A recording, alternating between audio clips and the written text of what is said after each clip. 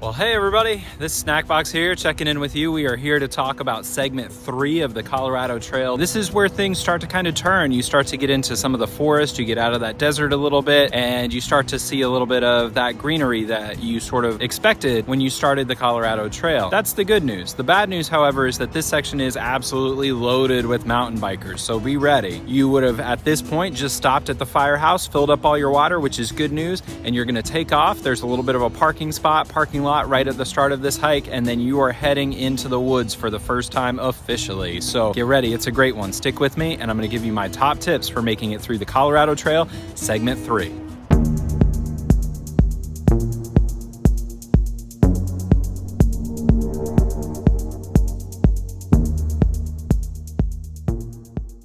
Right at the start of segment 3, you will come to a parking lot with a little bit of a picnic area and porta potty. So if you are just finishing up your second or third day, you've just wrapped up the really hot exposed burn area, this is a great spot to stop and use the restroom. This is a great one, especially if you've got a number 2. Just remember, number 3 is great for the number 2. So you're gonna start out right there. Here's the reason the parking lot also matters. This is where a lot of mountain bikers choose to stop and park so they can head off into the woods and hit some really great trails for mountain bike. That's great news for mountain bikers, not so great news for hikers. What you want to do is be really loud and be talking through this section if you're with your friends, almost like you're in bear country, because the mountain bikers can often round a corner way too fast, and if they don't hear you, they're not hitting their brakes, so it can be really scary at points. It's a little bit frustrating. The other thing about this section is you don't need to carry nearly as much water as you did through segment 2 because water is far more frequent. This segment is just over 12 miles, just under 2,000 feet of elevation gain, and just over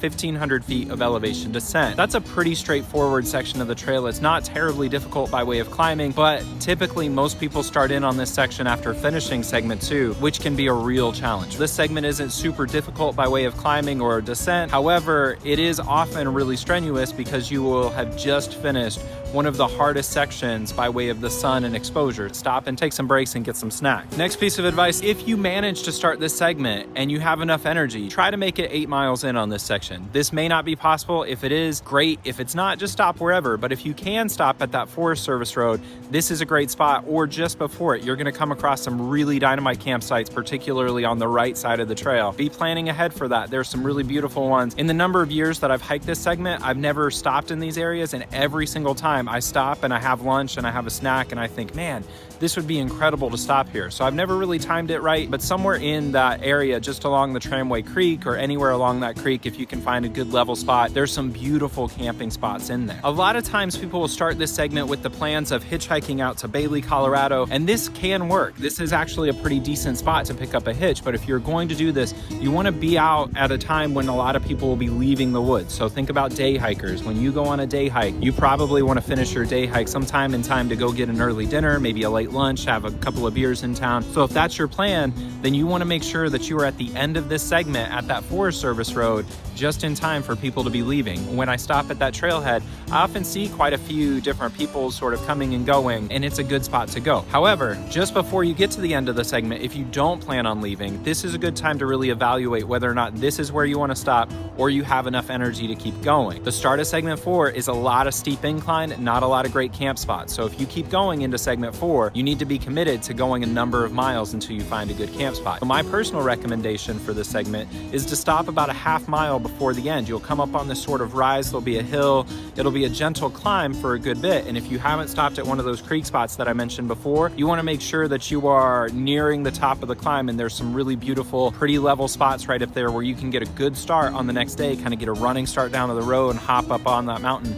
Because really, in segment 4, as we're going to talk about in a little bit, the hardest part is just at the beginning. After that, you're going to hit some really cool spots, and this is truly, segment 4 is truly where the Colorado Trail, in my mind, becomes as beautiful as you are going to start to see throughout the rest of the hike. So that's another great piece of news about segment 3. It's a little bit of nothing, kind of, there's not a lot of super beautiful stuff other than that creek, but after that, you're going to head into some really incredible, expansive views. So get ready for it. Stick around. I'll come back to you in about a week with some more information on segment 4. I'm really excited if you've made it this far. I hope that you'll like and subscribe. It'll really help me as we go through this, and it'll also keep you up to date as I give you new updates on different segments segments of the Colorado Trail. Also, up in the comment box, you'll let me know the kind of questions you might have about the Colorado Trail so I can answer them for you and make sure that you are ready to go for the best hike of your entire life. That's all I have for you today. Hope you have a great day. Let me know what you want to know, and I'll talk to you later. Go out there, have a hike. Have a good time.